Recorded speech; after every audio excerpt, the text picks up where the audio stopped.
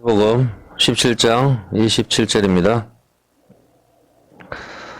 예, 지난주 물고기 입석의 동절에 대해서 계속 연장해서 오늘 마감을 하도록 하겠습니다. 그러나 우리가 저희로 오해게 하지 않기 위하여 네가 바다에 가서 낚시를 던져 먼저 오르는 고기를 가져 입을 열면 돈 한 세개를 얻을 것이니 가져다가 나와 너를 위하여 주라 하시니라. 베드로가 바다에서 물고기 낚시를 해서 건져 올리면은 물고기 입에 동전이 있다 그랬습니다. 그죠? 당연히 바다에서 제일 먼저 올라오는 이 물고기가 뭐라 그랬죠? 누구라 그랬죠? 예수님입니다. 부활의 첫 열매 되시는 거 맞죠? 물고기 입속의 동전은 바로 요나죠. 그 개념이라 그랬습니다. 근데 요나의 뜻이 뭐라 그랬습니까? 비둘기라 그랬죠. 비둘기. 그러니까 물고기가 물고 있는 것은 비둘기라 그랬습니다. 그죠? 그 성령 하나님께서도 비둘기처럼 임하시고 또 비둘기 파는 자들의 의자를 둘러 엎으시고 그렇게 했었을 때 왜 그렇게 하셨을까? 지난주에 또 설명을 했었죠. 오해배. 왜 그랬죠? 비둘기가 무엇을 가리킨다 그랬습니까? 그렇죠. 순결을 가리킨다 그랬죠. 비둘기처럼 순결하라. 뱀처럼 지혜롭고 비둘기처럼 순결하라. 그렇게 했는데 비둘기가 순결을 가리키는데 왜 비둘기가 순결을 가리킬까요? 비둘기의 특징은 한번 짝이 정해지면은 절대로 바람을 피우지 않는다. 죽을 때까지. 그래서 그것을 바라봤을 때 우리가 하나님과 혼인을 했는데 절대로 마귀의 말을 듣지 않고 금송아지 섬기지 않고 하나님만 바라보는 거. 이게 순결이고 순결이 깨어질 때 음녀가 되는 것이고 그것이 언약이 깨어지는 것이다. 이해했습니까? 그래서 성령께서 비둘기처럼 임하신다 하는 그 의미는 언약의 깨어짐을 회복시키는 그림들, 어떤 그림들 이제 이해가 되죠, 그죠? 예수님께서는 하나님의 성전, 장사하는 집으로 만들지 마라 하면서 비둘기 파는 걸 둘러엎는 게 바로 비둘기가 순결인데 이들은 바로 거기서 뭘 섬기는 것입니까? 비둘기 파는 자들, 돈 바꾸는 자들, 뭘 섬기는 거죠? 성전에서? 강도의 규례를 만들었는데 그렇죠. 돈을 숨기는 거죠. 돈을 숨기는 거니까 그게 바로 음행이라는 겁니다. 순결이 깨어진 겁니다. 그래서 비둘기 파는 자들의 의자를 둘러 엎으시는 것이죠. 이제 이해가 되죠. 이게 지난주에 이야기했었는 거고 그리고 물고기가 물에서 올라오는 거 제일 먼저 물고기가 올라오는 거 이 물고기의 의미가 숫자 값이 얼마나 그랬죠? 물고기가 50이라 그랬죠. 눈의 뜻이 물고기니까 히브리어. 숫자 값이 50이란 말입니다. 50은 항상 가리키는 게 뭐죠? 토라, 50, 그 다음에 오순절, 하나님과 우리가 혼인했는 날, 그리고 50년이 희년. 에덴 동산에서 내어 쫓겨는 게 다시 회복되는 날이란 말입니다. 희년. 어떤 개념인지 알겠죠? 50이 77, 49에 하나 플러스 하는 거. 시가 넘어가서 도가 되는 거라고. 7도가 넘어가서 도로 끝나는 그 개념이더라고, 전부 다. 이해가 되죠? 확실하게. 그렇죠. 그래서 물고기가 바로 희년인데, 희년이 바로 물고기가 물에서 탁 올라오잖아. 제일 먼저 올라오는 물고기. 희년의 성취자가 누굽니까? 우리를 갖다가 다시 에덴 동산을 돌려주고, 우리의 젊음을 다시 회복시켜 줄 수 있는 분은 누구예요? 예수님이잖아. 희년의 성취자가 예수님이잖아. 그 물고기가 제일 먼저 올라오는 게 희년이라고. 확실하게 이 개념이 이제 잡히죠. 이게 잡혀야 그 다음 단계가 넘어간다고. 지난주 여기까지 이야기했잖아. 오해배 설교를 갖다가. 예? 그리고 비둘기는 또 전서구라 그랬습니다. 전서구. 기쁜 소식을 전하는 그 편지의 역할을 하는 거죠. 그 요나가 하나님의 기쁜 소식을 전해야 되는데 요나가 그것을 갖다 전하지 않고 다시스로 도망간단 말입니다. 그 기쁜 소식을 받는 사람들이 니느웨잖아. 니느웨 사람들이 그 기쁜 소식을 받았었을 때 회개가 되고 구원을 받는 거란 말입니다. 기쁜 소식. 어떤 개념인지 아시겠죠? 요나서가 좀 달리 보이죠? 비둘기라 하는 개념으로 봤었을 때. 네, 어떤 개념인지 이해가 되죠? 그죠? 표적을 보여달라고 했을 때 예수님께서는 요나의 표적밖에는 보여줄 게 없다. 그 요나가 바로 나를 모형하는 거다. 주님께서 그렇게 이야기를 하시는 것이죠. 자, 물고기 입속에 돈으로 내는 것이 이제 뭡니까? 세금을 내죠. 세금을. 이 세금은 반세겔이죠. 반세겔. 그죠? 24절에 반세겔입니다. 그죠? 24절에. 세금은 반세겔이 세금입니다. 반세겔이 세금인데, 한 세겔을 갖다가 갈라서 너와 나와 나눠서, 세금을 줘라. 한 세겔을 가르면 반이 되는 것이죠. 이것이 무엇을 가리키는 것이죠? 한 세겔을 가르면 반이 되는 거. 이 개념이 뭐죠? 반석이 쪼개지는 개념이란 말입니다. 반. 어떤 개념인지 이해가 되죠? 하루가 왜 12시를 기준으로 밤과 낮이 쪼개지잖아. 이게 전부 이런 개념이 있다고. 왜 계속 낮만 있어도 되잖아. 우주처럼 반만 있든지. 그런데 반과 낮을 하나님께서 만드신 것은 바로 반석의 쪼개짐을 보여주시는 그런 개념이란 말입니다. 이 한 세계를 나누는 것 예수님이 쪼개지심이 온 우주에 숨어져 있는 것이죠. 갈라진 반석, 깨어진 돌판, 두 개의 돌판, 반세계의 반은 바로 갈라진 것, 반석이신 예수님이 갈라지시는 그런 것을 보여주시는 것이 그림이죠. 제가 지난주에도 이야기했다시피 유튜브에 남자의 고환이 왜 두 개일까? 이 부분을 가지고 수많은 과학자가 연구를 했는데도 풀지를 못했다. 결국은 어떻게 결론을 내리느냐? 뭐 사고라든가 진화하는 과정에서 사고가 났을 때 한 개의 고환이 작살났을 때 그 한 개의 고환으로 뭐 종족을 번성시키기 위해서 그렇게 있다 하는데 그게 말이 됩니까? 말 같지도 않은 소리잖아. 그걸 듣냐고. 그렇게 해서 그걸 갖다 엑스트라 따로 놔둔다는 소리인데 말이 안 되잖아, 보면은. 그게 아닙니다. 고환이, 포도의 원어가 뭐죠? 포도알. 예수님은 나는 생명의 참 포도나무라 했죠. 예수님은 나는 포도나무예요. 너희 아버지는 농부시고 우리는 가지라 했죠. 예수님이 포도나무라고 생명나무, 포도나무인데 포도의 원어가 고환입니다. 고환, 남자의 고환. 남자의 고환 씨라 말해, 씨. 포도는 피를 가리키는 거거든. 피가 바로 생명을 가리키는 거. 그걸 씨를 이야기하는 거라. 씨가 남자의 고환에 두 개가 있는 것은 바로 반석의 갈라짐을 이야기하고 있는 거라고. 유대인과 이방인 합쳐져서 하나가 되는 거. 하나님과 우리의 합평이 되는 거. 반석이 두 개가 갈라졌는 것은 하나님과 우리의 사이가 갈라졌는 게 다시 하나가 되는 거. 구약의 저주에서 신약의 그 복음으로 우리가 다시 구약의 저주에서 우리가 풀려나는 것을 의미하는 거거든. 어떤 개념인지 이해가 되죠? 그게 하나로 만드는 거라고. 구약의 저주에서 우리는 우리 선악과를 먹었기 때문에 우리는 다 죽어야 된단 말이야. 근데 중간에 예수님이 갈라주시고 기쁜 소식, 복음으로 다시 우리가 회복이 되는 거지. 구약과 신약을 다시 하나의 성경으로 만들듯이 유대인과 이방인을 하나로 만들고 하나님과 우리 사이를 다시 합평케 만드는 것. 어떤 개념이 이해가 잡히죠? 예, 바로 그 개념인 것입니다.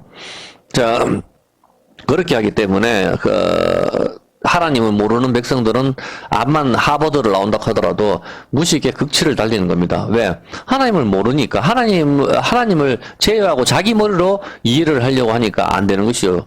여러분이 만약에 스마트폰의 원리를 알려고 하려면 어떻게 돼요? 스마트폰 만든 사람한테 찾아가야 제일 잘 알죠. 기능도 잘 알고. 제가 요새 신디사이저를 갖다가 공부를 하는데, 야마하 같으면 야마하에 대해서 계속 공부를, 설명서를 들어야지. 내가 이렇게 찾아가는 건 한계가 있단 말이에요, 보면은. 어떤 개념인지 알겠죠? 그래서 하나님을 모르는 백성들은 참으로 무식하고 불쌍하구나라는 생각이 들었습니다. 두 개의 씨는 바로 말할 필요가 없습니까? 구약과 신약 아닙니까? 두 개의 씨, 반석이 갈라진 거. 갈라진 돌판. 예수님을 의미한다는 것은 저들은 절대로 죽을 때까지 풀지 못합니다. 왜냐면은 예수님을 하나님을 빼고 자기 머리로 이해를 하려니까 이해가 안 되는 것이죠. 두 개의 갈라진 돌판은 바로 하나로 연결되는 거, 그런 걸 이야기하는 것이죠. 자, 정말 토라의 5개는 오순절, 50년, 희년의 기대를 보여주며 이것은 바로 물고기의 숫자값입니다. 눈의 숫자값이 물고기인데 물고기가 바로 50입니다. 50. 그래서 5일째 되는 날 물고기를 만드셨는 거예요. 5일째 된 날 바닷속에는 물고기를 만들고 공중에는 새를 만들었죠. 물고기는 지느러미가 있고 공중에 새는 날개가 있단 말입니다. 같은 개념이라고. 이게 어떤 개념인지 알겠죠? 새는 날개를 의지해서 날아가고 물고기는 그 지느러미를 이용해서 앞으로 가는 거란 말입니다. 꼬리를 이용해서. 전부 그런 개념들이거든. 그래서 이 5일째 되는 날 물고기를 만들었고 요나서 1장 1절 창조가 되는 것이죠. 그 물고기가 바로 50을 가리켜요. 왜 물고기가 딱 올라온다는 것은 바로 희년이 올라왔다. 그 개념이거든. 어떤 개념인지 알겠죠? 요나서 1장 1절에 보면은 여호와의 말씀이 아미떼 아들 요나에게 임하니라. 요나는 지금까지 공부했는 것처럼 비둘기입니다. 비둘기에 대해서는 지금까지 순결 그리고 편지를 전하는 것에 대해서 배웠습니다. 그런데 이 비둘기의 유래가 무엇인가 하면 바로 술입니다. 술. 여러분 비둘기하고 술하고 무슨 연관성이 있죠? 생각을 해보세요. 왜 술일까? 포도주란 말입니다. 이 요나에. 그러면 물고기가 요나를 딱 물고 있었다는 것은 물고기가 포도주를 물고 있다는 개념하고도 또 같은 개념이거든. 어떤 개념인지 이해가 있습니까? 물고기야, 요나, 비둘기하고 포도주하고 도대체 무슨 연관이 있는 것일까요? 저는 도무지 이해가 되질 않았습니다. 도대체 비둘기하고 술하고 무슨 연관이 있을까? 비둘기의 유래가 술인데 이 술하고 비둘기하고 무슨 상관이 있길래 히브리어 유래가 술일까? 한참을 생각하고 히브리어 사전을 찾다가 드디어 제가 찾아냈습니다. 하나님께서 보여주시더라고요. 보면은 비둘기의 유래는 술인데 왜 포도주, 술과 비둘기가 연관이 있을까요? 여러분 대답해 보십시오. 술은 히브리어 야인이거든. 야인. 술의 의미는 거품이 일다. 술의 의미가 뭐예요? 술. 뭘 갖다 술이라고 이야기하죠? 발효가 되는 거. 발효가 되는 게 술이죠. 그 술이 바로 거품이 일다입니다. 거품이 일다. 발효되다. 술의 뜻이. 이해됐습니까? 예. 이게 굉장히 중요한 겁니다. 술의 특징은 거품이 일다. 발효되다. 이게 히브리어 원어라고. 여러분 포도주를 갖다가 히브리어 원어 술을 찾아보면은 술의 의미가 발효되다. 발효되다가 거품이 일다라고. 거품이 일다. 예. 이게, 그래야 거품이 일고 발효가 돼야 술이 되는 겁니다. 그렇지 않으면 그대로 생거 그대로 있는 것이죠. 자, 그렇다면은, 포도주가 술이 되기 위해서는 발효가 되어야 되는데, 이 발효가 되는 과정에서 거품이 일다, 이죠. 그래서 저는 맥주를 안 마시지만, 맥주의 거품이라든가 이런 걸 갖다 많이 표현을 하잖아요, 보면은. 근데 여기서 중요한 부분이 있습니다. 포도주가 술이 되기 위해서는 반드시 발효가 되어야 되는데 이 발효가 거품이 일다. 근데 이 거품이 일다가 하마르입니다. 하마르. 이 거품이 이는 것이 끓어오르다, 부풀다, 빨갛게 달아오르다, 나무진을 칠하다, 풀다, 더럽다, 괴롭히다, 발효시키다, 들끓게 하다, 얼굴이 벌개지다, 상기된 얼굴에 대해서 사용이 되었습니다. 네, 질문할게요. 그러면 자, 술이 뭐라고요? 술이 되기 위해서는 어떻게 해야 된다고? 그렇죠. 발효가 돼야 되잖아. 발효가 되는 게 거품이 일다. 이게 원어라 그랬죠. 그러면, 이 발효가 되는 과정에서 거품이 일어나야 되는데, 포도주가 술이 되기 위해서는 반드시 발효가 돼야 되는데, 이 발효의 의미가 거품이 일다. 하마른데, 이 거품이 이는 것이 뭐라고요? 끓어오르다. 끓다. 끓어오르다. 부풀다. 빨갛게 달아오르다. 나무진을 칠하다. 잘 생각해보세요. 더럽다, 괴롭히다, 발효시키다, 들끓게 하다, 얼굴이 벌개지다, 상기된 얼굴에 대해서 사용했단 말입니다. 자, 다시 질문입니다. 자, 그러면 술이 뭐라고요? 이제 여러분이 무조건 들으려고 하지 말고 이해를 하면서 맞춰보라고. 술이 뭐라 그랬어요? 발효라 그랬죠? 발효가 뭐라 그랬어요? 거품이 있는 거, 거품이 있는 게 끓는 거잖아. 물이 거품이 일려고 하면 끓여야 되잖아. 그게 술이 되는 과정이라니까? 자, 그러면 끓어야 라면을 넣지. 그냥 라면이 익질 않잖아요, 보면은. 밥을라도 뭐든지 삶아야 돼. 끓여야 되잖아, 보면은. 이 끓는 것이 바로 뭐라 그러세요? 끓는 것이, 거품이 있는 것이 끓어오르다, 부풀다, 빨갛게 달아오르다, 나무진을 칠하다, 불다, 노화의 방주 칠하는 거 나무진, 역청이잖아. 불다, 더럽다, 괴롭히다, 발효시키다, 들끓게 하다, 얼굴이 벌개지다. 뭐라고? 발효가 되는 게 뭐하고요? 얼굴이 벌개지다. 빨갛게 달아오르다. 이거라고. 여기까지 이해했죠? 자, 그렇다면 이제 답이 나왔다니까? 포도주가 되기 위해서는 발효가 돼야 되는데, 이 발효되는 것이 끓어오르다, 거품 밀다, 얼굴이 벌개지다, 붉다, 더럽다, 괴롭히다. 무슨 뜻입니까? 술이 되기 위해서는 발효가 돼야 되는데, 발효되는 것은 끓는 것이고, 거품이 있는 것이고, 이것이 말이 빠를 수가 있어요. 좀 천천히 할게요. 거품이 있는 것, 이것이 얼굴이 벌개지는 것, 괴로운 것인데, 우리가 라면을 삶기 위해서 물이 반드시 끓어야 됩니다. 물이 끓는 것이 거품이 일어나는 것, 즉 발효와 같다 이 말입니다. 이해했죠? 여기까지는? 자, 그러면 물이 끓는 것이 괴롭다 이죠. 불에 삶아야 되니까 괴롭잖아. 불에 삶아야 되니까. 그런데 그래야 끓는 것이고, 끓을 때에 무엇이 나오죠? 거품이 나오죠. 이 거품이 나오는 것이 발효와 같은데, 이것이 얼굴이 벌개지다. 자, 이제 답이 다 나왔어요. 술이 발효가 되려고 하면 얼굴이 벌개지는 거라. 여러분 언제 얼굴이 벌개져요? 그게 답이라니까? 비둘기하고 술하고의 원어가 같은지 찾았다고. 여러분이 언제 얼굴이 벌개져요? 생각해보세요. 여러분이 얼굴이 언제 밝아지냐고. 부끄러울 때. 맞잖아. 상장을 받다 뭐라도 남자를 만나도 부끄러울 때 얼굴이 벌개진단 말이야. 수치. 이해했습니까? 옷을 벗었을 때든지 수치스러울 때 얼굴이 벌개진단 말이에요. 남들 다 쳐다보는데 너 빵점 이렇게 해도 부끄러운 거고, 칭찬을 해도 부끄러울 때는 얼굴이 벌개지는 거고, 사랑하는 사람 앞에서도 부끄러울 때, 수치심을 느낄 때는 얼굴이 벌개진다고. 어떤 개념인지 알겠습니까? 학교에 가든지 교회에 가든지 무슨 일을 당하든지 간에, 옛날에 내 친구가 교회에서 헌금 주머니에 동전을 계속 만져거리다가 예배 시간에 이걸 바닥에 쫙 흘렸어요. 그래 모든 사람이 내 친구를 다 받는 거지. 얼굴이 홍당무처럼 파개져가지고 이게 부끄럽단 말이에요. 이 수치. 이 수치를 당할 때가 부끄러운 거죠. 포도주가 되기 위해서는 반드시 발효가 돼야 되는데 이것이 거품일다? 이것이 뭐다? 다시 말하면은 거품이 있는 게 뭐예요 그러면은? 이제 찾았잖아. 포도주가 거품을 술이 되기 위해서는 발효가 돼야 되는데 이 발효가 거품이다 그랬잖아. 거품이 있는 걸 내가 이야기했잖아. 끓이다, 부풀어 오르다, 얼굴이 벌개지다. 얼굴이 벌개질 때는 언제 벌개지냐고. 수치잖아. 물이 언제 끓냐고. 불에 끓을 때 물이 끓잖아. 그러니까 끓어오르는 거 발효가 되는 과정은 뭐냐고. 원어가. 수치라니까? 포도주가 되기 위해서는 식초 냄새가 나기 위해서는 수치라니까. 수치를 당해야 술이 되는 거라. 여기까지 이해했죠? 예? 자, 거품이 나기 위해서는 반드시 끓여야 되는데 불에 삶아야 되죠. 이것이 수치란 말입니다. 수치. 십자가에서 예수님께서 달리셨죠. 수치죠. 그러면 지금 뭐가 되고 있어요? 끓는 거라니까. 요한계시록 3장 18절 한번 볼게요. 요한계시록 3장 18절에 보면은 이렇게 하죠.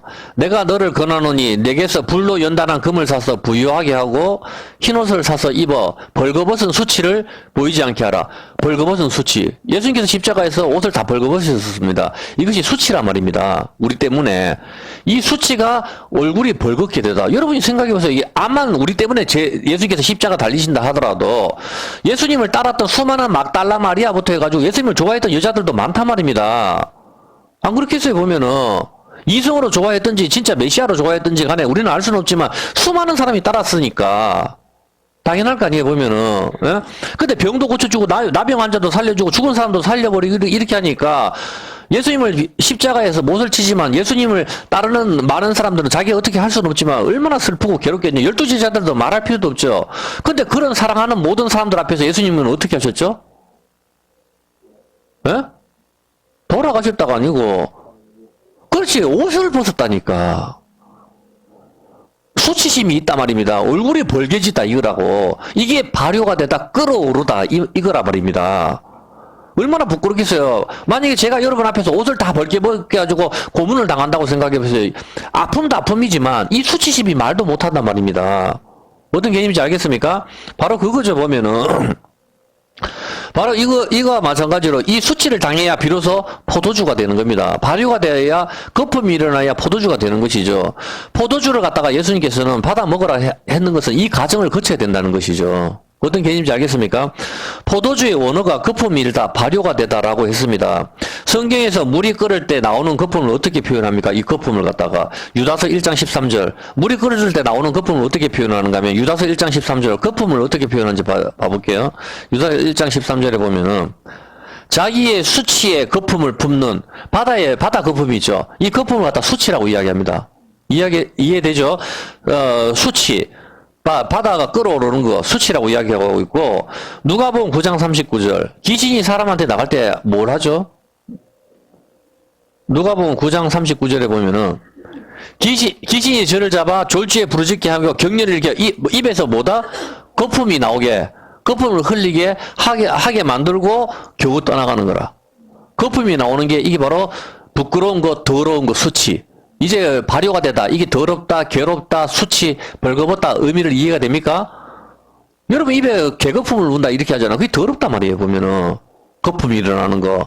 어떤 개념이야? 혹시 농약을 먹고 죽는 사람들도 있거든. 그럼 입에 거품이 막 나온다고 더럽잖아. 그런 개념이란 말입니다. 보면은. 그리고 이것이 부끄러운 거. 그리고 마가복음 9장 18절 한번 볼게요. 마가복음 9장 18절. 마가복음 9장 18절에도 보면은 귀신이 어디서든지 저를 잡으며 거꾸로 저 거품을 흘리며 이를 갈며 이 귀신이 등장하는 건 항상 거품이 등장하거든. 어떤 개념인지 알겠습니까? 거품을 그냥 나가면 되는데 사람을 거품이 나오도록 그렇게 한단 말입니다. 이 성경에서 거품은 수치를 이야기하고 있습니다. 이것이 부끄러운 거, 발효가 되는 것이란 말입니다. 발효가 되는 거, 끓는 거, 수치, 옷을 벗는 거. 이것을 말해요. 얼굴이 벌개지는 거, 발효입니다. 시편 75편 8절에 보면은 시편 75편 8절에 보면은 여호와의 손에 잔이 있어 술 거품이 일어나는도다. 속에 섞은 것이 가득한 그 잔을 하나님이 쏟아내시나니 술잔에 이게 폭탄주란 말이에요. 다 섞였단 말이에요. 물이 섞이든지. 그래서 술 거품이 일어난다. 속에 섞은 것이 가득한 그 잔을 하나님이 쏟아내시나니 실로 그 찌꺼기까지 땅에 모든 악인이 기울여 마시리로다. 이게 뭡니까? 술이 되기 위해서는 오로지 순수한 포도주만 나와야 되는데 거기에 다른 것이 섞여버리면은 이것은 뭐죠? 술이 될 수가 없고 깨끗한 술이 될 수가 없는 거죠. 그렇게 하기 때문에 이게 뭐죠? 이게 술을 섞으면 안 되는데 향료와 함께 섞어버리는 거. 순수한 술이라 해야 되는데 무엇을 섞었다는 말입니까? 무엇을 섞었다는 거. 이것이 문제라는 것이죠. TV 선전에 보면은 순수한 그 소주 이야기 선전을 많이 하는데 바로 그만큼 섞지 않았다는 뜻이에요.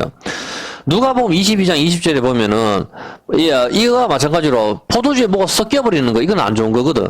어떤 개념인지 알겠습니까? 누가복음 22장 20절에 보면은 예수님께서는 저녁 먹은 후에 잔도 이와 같이 하여 가라사대 이 잔은 내 피로 세우는 새 언약이니 곧 너희를 위하여 붓는 것이라. 주님께서는 포도주를 갖다가 제자들한테 주시면서 이것은 내 피다 이렇게 말씀을 하셨습니다. 포도가 포도주가 되기 위해서는 발효, 거품이 일어나는 것, 즉 수치를 겪어야 포도주가 되는 것입니다. 십자가에서 예수님은 모든 수치를 겪으셨습니다. 얼굴이 벌겋게 되다. 이것을 겪고 예수님 자신이 포도주가 되는 것이죠. 그래서 그 포도주로서 우리에게 주신 것입니다. 생명의 포도나무이신 예수님께서 나는 포도나무요 우리는 가지라고 했고 그 열매들은 포도송이의 원어가 면류관입니다. 이 포도들이 바로 고환을 가리키고 면류관을 가리켜요. 이 포도들이 포도주가 되기 위해서는 우리 역시 수치를 당해야 된다. 성경은 그 이야기를 하는 겁니다. 십자가에서 주님과 함께 죽어야 된다. 성경은 그래야 포도주, 사람이 마실 수 있는, 사람을 기쁘게 하는 포도주가 되는 것입니다. 어떤 개념인지 아시겠습니까? 근데 그렇게 되지 않을 때는 섞여버리는 것이죠. 예? 그럴 때 술거품이 일어나는 겁니다. 예수님께서는 수치를 당하신 것, 이것이 발효이고, 이것이 십자가의 고통, 더럽다. 수치를 지나서 깨끗하고 순결한 포도주가 되신 것입니다. 예수님이 수치를 당하시면서 이 포도주를 제자들에게 주시면서 자 이거 마셔라. 이것은 내가 새 언약의 피다. 이렇게 하면서 그 피를 우리한테 주시는 겁니다. 그래서 예수님 제자들은 우리가 지금 이 자리에서 주님이 주시는 잔을 받아 마신다고 생각을 해봅시다.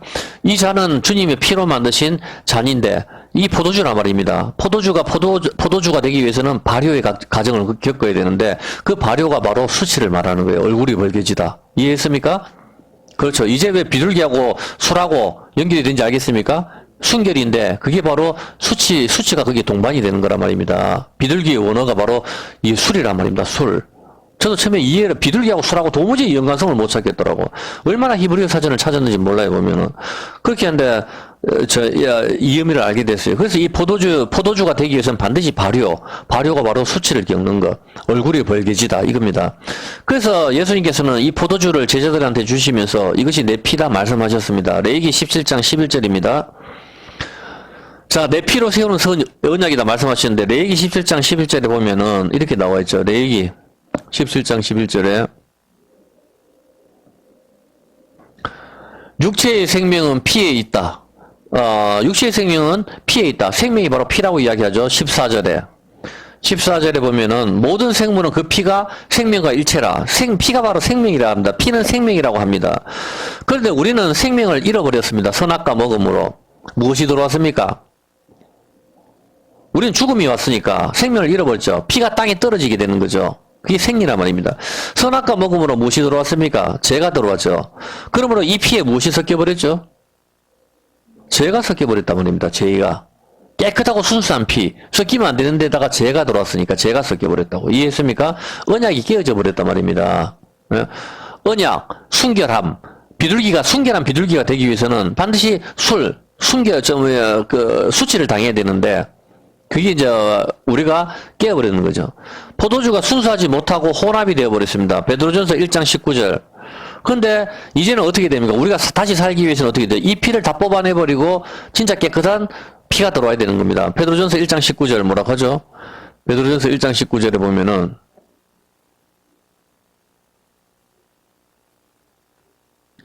오직 흠없고 점없는 어린 양 같은 그리스도의 보배로운 피, 흠없고 점이 없는 깨끗한 진짜 순수한 피, 순수한 소주, 이런 선전보다 더욱더 깨끗한 흠없고 점이 없는 거, 흠없고 점 없는 거, 어떠한 죄도 없는 거, 진짜 깨끗한 생명, 이 피를 수혈을 받아야 되는 겁니다.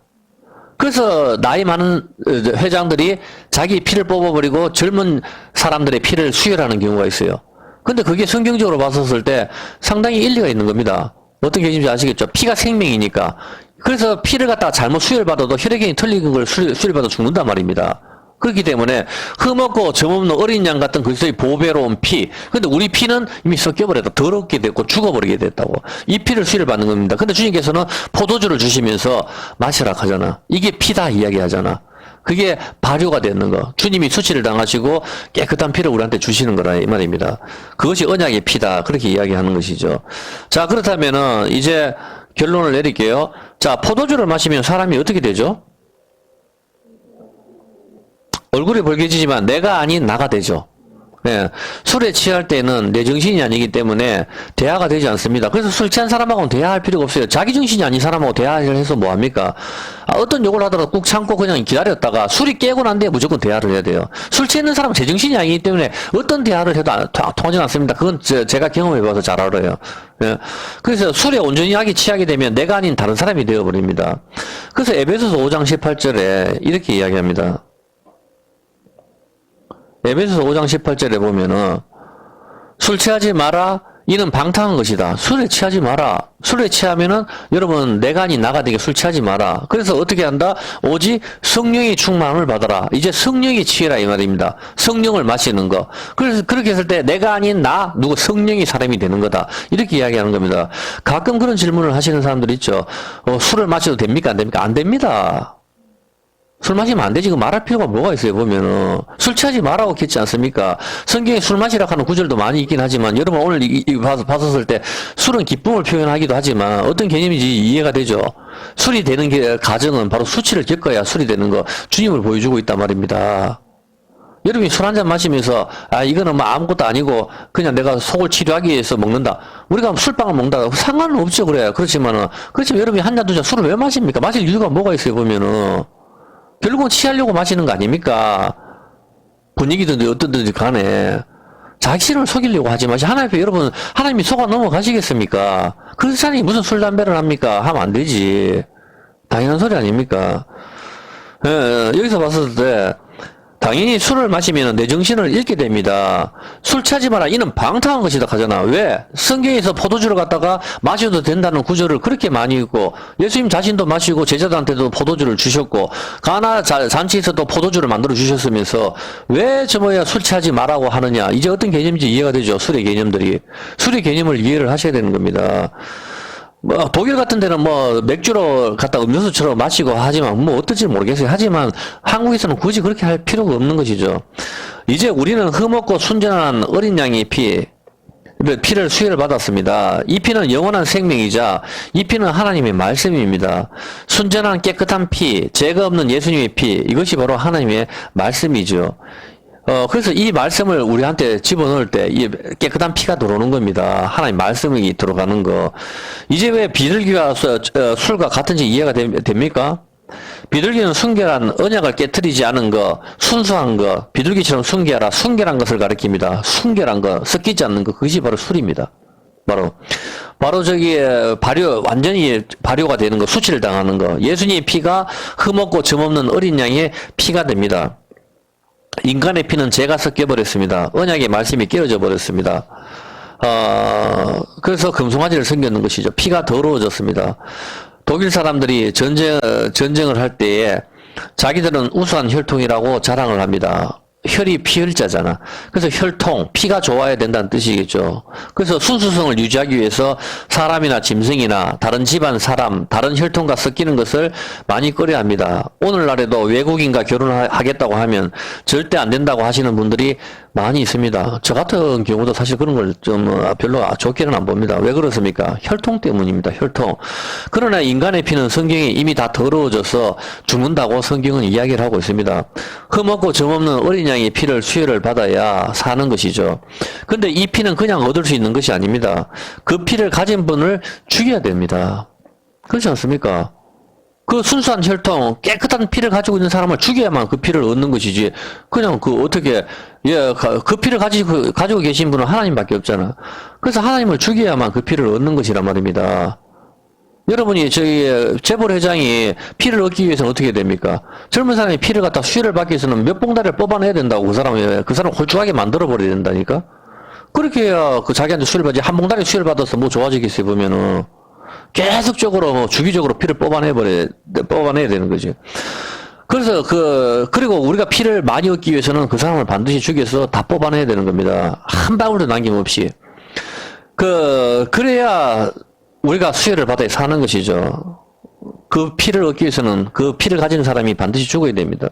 그래야 그 피를 얻을 수가 있는 것입니다. 예수님께서는 우리를 위해서 자신의 신부인 교회를 위해서 물과 피를 다 뽑아내셨습니다. 그래서 우리가 얻을 수 있는 것입니다. 그런데 그분은 기꺼이 자기 자신을 갖다가 허락을 하셨는 것이죠. 그래, 너가 내 피를 그렇게 원하냐? 그래, 그러면은 내가 죽지. 진짜 내가 십자가에서 죽어서 내 피를 다 뽑아줄게. 그래, 너가 마시고 너가 살아라. 여러분, 이렇게 제가 말로 이야기하지만 여기에는 정말 우리가 말로 형용할 수 없는 소름이 끼치는 그런 것들이 여러분 느껴지지 않습니까? 그렇지 않다면 여러분은 사람이 아닙니다. 저 여러분을 위해서 그 남편이신 예수님께서는 피를 주기로 마음을 먹으셨습니다. 그래서 하늘 보좌를 버리시고 처녀인 동정녀 마리아에게 태어나셔가지고 모진 순환을 다 겪으시면서 마지막에 십자가에서 자기 피를 남김없이 다 쏟으셨습니다. 그래서 우리가 살아났는 겁니다. 그런데 우리가 그 피를 수혈받아서 영원한 생명을 가지게 됐는데 또다시 죄를 짓고 그분이 싫어하는 일을 한다면은 우리는 정말 사람이 아닌 것이죠. 우리는 정말 괴로워하면서 죄를 미워해야 됩니다. 우리가 죽는 순간까지 죄를 안 지을 수는 없지만 그렇다고 해서 그걸 합리화시켜서도 안 되는 것입니다. 어떤 개념인지 아시겠죠? 죄를 미워하면서 하나님 말씀을 늘 즐거워하는 사람이 되어야 되는 겁니다. 그래서 주님께서는 십자가에서 자기 피를 주시면서 우리에게 이 피를 이제 전해라. 네가 받았으니까 이 피를 전해라. 온 세상 사람들에게 이 피를 전달해라 말씀하시는 것이죠. 이것이 물고기 입속의 동전인 것입니다. 한 세계를 갈라서 반세계를 만드는 것. 예수님을 갈라서 너와 나 위하여 세금을 내라. 주님은 자신의 이야기를 하시는 것입니다. 마태복음 17장 24절에 보면은 잘 보세요. 마태복음 17장 24절에 보면은 반세계를 세금으로 내죠. 이 반세계는 반드시 세금입니다. 이 반세계는 세금인데 출애굽기 30장 12절에 보면은 네가 이스라엘 자손의 수요를 따라 조사할 때에 조사받은 각 사람은 그 생명의 속전을 여호와께 드릴지니라. 생명의 속전입니다. 이는 그 계수할 때 그들 중에 전염병이 없게 하려 함이라. 무릇 계수 중에 드는 자마다 성소의 세겔대로 반세계를 낼지니 올려보세요. 반세계를 낼지니 한 세겔은 20게라라. 그 반세계는 여호와께 드릴지며 한 세겔은 몇 게라라고요? 20게라죠. 그럼 반세계라는 10게라죠. 이 게라의 원어가 뭐예요? 게라. 20게라인데 10게라 게라의 원어가 뭐예요? 그게 옷을 벗기는 거야. 그게 옷을 벗다 그거든. 옷을 벗다가 바로 둥근 나달의 껍질을 벗기는 거. 그게 바로 10게라를 말하는 거라. 10분의 11조는 예수님을 의미하는 거거든. 어떤 개념인지 알겠죠? 반세겔은 바로 10게라입니다. 이걸 굉장히, 우리는 반세겔까지만 사람들이 많이 알고 있는데, 반세겔은 10게라 하는 것을 꼭 알아야 돼요. 왜냐면 이 10게라가 바로 11조, 첫 것을 의미하지만, 그것이 바로 옷을 벗겨. 곡식 나달을 벗긴 것. 그 게라의 뜻이, 곡식 나달을 벗긴 것. 그거를 말하는 거거든. 옷을 벗는 거, 수치를 말하는 거라. 어떤 개념인지 알겠죠? 그 반세계를 갖다가 내는 것이죠. 그런데 이거 생명의 속전으로 내는 것이죠. 부자라고 해서 더 많이 내는 것도 아니고, 가난한 자라서 더 작게 내지도 않는 것. 생명의 무게는 똑같기 때문인 것이죠. 자, 그렇게 반세계를 내는 것, 절반. 한낮의 중간, 12시 흑암이 임하는 것이죠. 12시는 한날의 중간인 것이죠. 반은 구약과 시작이 중간, 반세기 갈라진 거. 이 반세기를 바로 세금으로 내는 것입니다. 자, 그러면 세금이 뭐죠? 세금. 나라에서 우리한테 세금을 부과하면 우리가 뭐가 쫄리죠? 우리 목이 쫄리죠. 세금은 바로 무거운 짐을 말하는 거예요. 어떤 개념인지 아시겠습니까? 무거운 짐. 우리의 목이 점점 조여오는 것. 이것이 바로 율법의 짐이란 말입니다. 율법의 짐. 우리 십계명 못 지켰잖아. 그래서 죽어야 된다고. 그게 세금이라니까. 레이지파 사람들이 어깨에 돌판이든 언약계를 메고 다닐 때 조금 쉬었으면 좋겠다고 얼마나 생각을 하겠어요. 우리가 이 돌판이 반석이잖아. 이걸 들고 계속 메고 다니니까 좀 쉬었으면 좋겠다. 너무 무겁다. 이게 세금이라고. 율법의 무거운 짐이잖아. 안에 뭐 율법이 들어있잖아. 율법을 메고 다니니까 율법의 무거운 짐이라고. 이게 수고하고 무거운 짐자들아 내게로 오락하는 거잖아. 이 무거운 짐이 어디로 가야 이걸 내려놓죠? 여러분이 레위지파라. 우리가 이 언약의 돌판을 막 메고 다니, 언약계를 메고 다니. 아이고 무거워 죽겠다, 무거워 죽겠다. 예수님이 그 나한테 가지고 와. 수고하고 무거운 짐이잖아. 이걸 갖다 예수님한테 갖다 줘야 내리는 거잖아. 그래서 실제로 이 언약계의 종착적이 어디예요? 그렇지. 그래서 솔로몬 성전이잖아. 거기서 다시는 지지 않잖아. 솔로몬 성전에서 내려와서. 예수님이 성전이잖아. 이 성전을 허물어라. 내가 3일 만에 일으킬게. 그리고 솔로몬 성전은 어디에 세워진다? 모리아산. 아브라함을, 이삭을 죽인 거. 십자가를 메타포하고 있는 거지. 거기에 이것을 내리고 다시는 지지 않는 것이다. 이 말입니다. 이해했죠? 그렇죠. 무거운 짐, 이 세금. 그래서 무거운 짐을 갖다가 이제 이 반세기를 뭐예요? 무거운 짐을 들고 거기다 내려놓고 이제 그 반세기를 뭐다? 예수님이라. 예수님을 바치라 이 말이라. 이 반세기는 그럼 요즘 물고기 입속에 나오는 이 한 세겔, 이 반세기는 누구를 말하는 거예요, 그러면? 예수님을 의미하는 거라니까. 이거를 바치면은 율법의 무거운 짐이 해결되니까. 이제 우리가 죽었어. 자동차 사고든지, 뭐 식중독이지 오늘 우리가 죽었단 말입니다. 이제 하나님 앞에 쓸 거 아닙니까? 그걸 하나님이 너 세상에서 뭐 하다 왔나? 그렇게 물으면 우리는 이야기해야 될 거 아닙니까? 온갖 죄만 짓다가 왔습니다. 그래? 넌 지옥. 우리한테 그렇게 이야기한다고 맞잖아 보면은. 우린 지옥이라고, 판결이 지옥이란 말입니다. 지옥. 율법을 십계명을 비춰갔을 때 너는 나를 경외하지도 않았고 1계명부터 10계명까지 시킨 게 아무것도 없네. 부모를 공경하지도 않았고 넌 쓰레기네. 지옥 가. 딱 하면서 지옥으로 우리를 보낸단 말입니다. 그때 우리는 내야 된단 말입니다. 뭐 반세겔. 바로 예수님. 예, 맞습니다. 하나님. 전 지옥에 가야 됩니다. 근데 이미 제재를 다 받으신 분이 있습니다. 그분은 바로 예수입니다. 예수님을 드립니다. 그 반석. 그 반세계를 갖다가 바친다 말입니다. 그럼 하나님께서 봤을 때, 문에 피를 볼 때 넘어간단 말입니다. 문에 피를 발린 지 이미 생명을 바쳤잖아. 그래. 너는 지옥에 가야 마땅한데, 내 아들 예수가 너를 위해서 이미 벌을 다 받았네. 너는 쓰레기지만은, 너는 의인이 됐네. 그래, 니는 천국으로 와. 이렇게 해결이 되는 거다, 이 말입니다. 그래서 교회 다니는 인간이 더 무섭다. 맞아요. 더 무섭지. 그래. 교회 다닌다 하면서 죄를 저지르니까 얼마나 악한 인간들입니까? 그래서 우리가 예수가 필요한 거라고. 당연한 거 아니에요. 때가 있어서 목욕탕 가지. 때가 한 개도 없는데 목욕탕을 뭐 하려고 가요? 거기 그 새신사한테 안마 받으러 갑니까? 말이 안 되잖아. 네, 그거죠, 보면은. 바로 그 이야기입니다. 어떤 개념인지 아시겠죠? 예, 생명의 속전을 우리가 드리는데, 이제 예수님이 대신 지시고, 우리 어깨는 가볍습니다. 그래서 이제 예수님을 생명의 속전으로 우리가 드리는 게 뭐죠? 그게 헌금이란 말입니다. 그래서 여러분이 이제 교회 나올 때 들고 나와야 될 게 뭘 들고 나와야 돼요? 예수님을 들고 나오는, 그 믿음을 들고 나오는 거란 말입니다. 하나님께서 그걸 받으신다고. 이 상가를 지을 테니까 건축헌금 1인당 100만씩 내십시오. 그게 무거운 짐이라니까. 물론 여러분이 교회에 어려운 형제가 있거나 교회에 무슨 일이 있으면 적극적으로 나서야 되지. 당연한 거 아닙니까? 그게 성도의 본분으로서. 우리 예수님을 바쳤으니까 나 믿음으로 다 바쳤지. 난 헌금 안 할래. 그건 말도 안 되는 소리죠. 교회에 어렵거나 교회에 일이 있으면 여러분 다 앞장서서 열심히 최선을 다해서 하십시오. 하나님 일이니까. 당연한 거 아닙니까? 그렇지만 여러분이 하나 알아야 될 게, 헌금은 바로 뭡니까? 구멍이 뚫린 곳에 들어가는 거라 말입니다.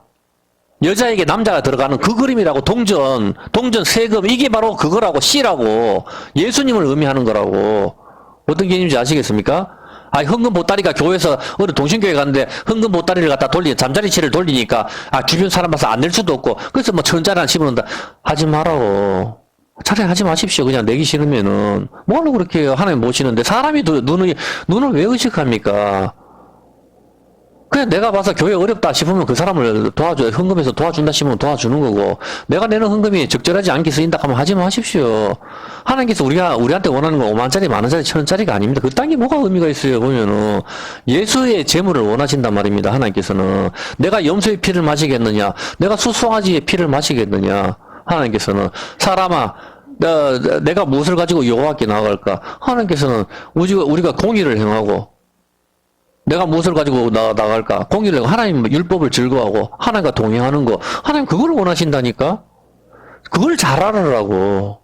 어떤 개념인지 아시겠습니까?